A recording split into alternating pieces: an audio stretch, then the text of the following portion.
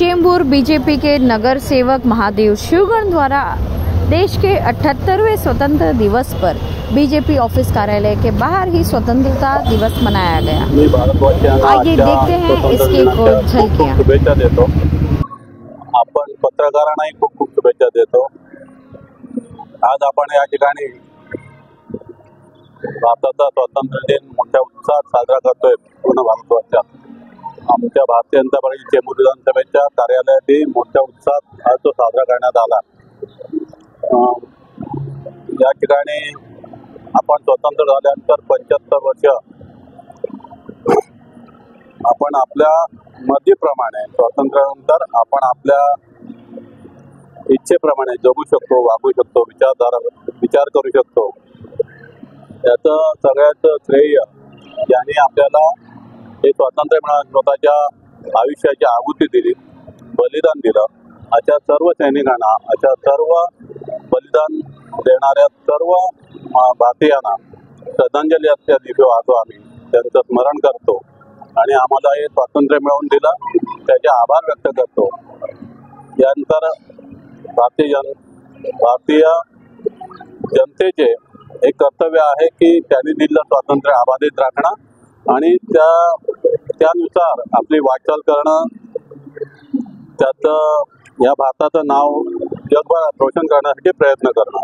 Sir, क्या कहना चाहेंगे? 15 अगस्त के पहले ही कुछ लाडली बहनों को यहाँ पर राज्य में ये लाभार्थी मतलब लाभ मिल चुका है, आ चुका है उनके अकाउंट में, क्या कहना चाहेंगे इसके? महाराष्ट्राचे मुख्यमंत्री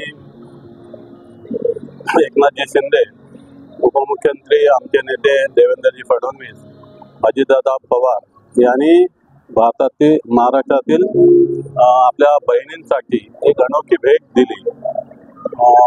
रक्षाबंधनच्या आधी त्यांना प्रत्येकीला महिन्याला 1500 रुपये त्याच्या अकाउंटला जमा होतील असं त्यांनी म्हटलं। फॉर्म भरून घेतले आणि आनंदाची गोष्ट अशी की स्वातंत्र्याच्या पूर्वसंध्येला अनेक महिलांच्या, अनेक भगिनींच्या खात्यामध्ये 3000 रुपये जमाही झाले।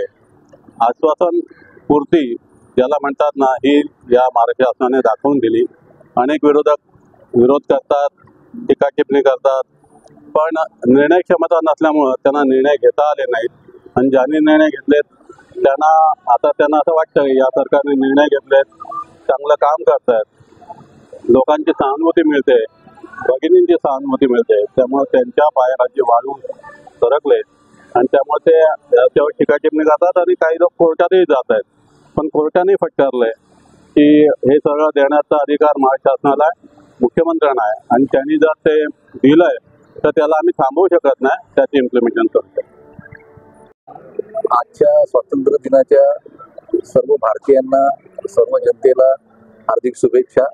आणि आनंदाची गोष्ट अशी आहे की या दिवसांमध्ये जेव्हा देशाच्या बाहेरच्या देशांमध्ये बांगलादेश असू दे किंवा श्रीलंका असू दे, पाकिस्तानमध्ये अराजकता माजलेली असताना या खंडामध्ये भारत देश आज स्वाभिमानाने उभा आहे।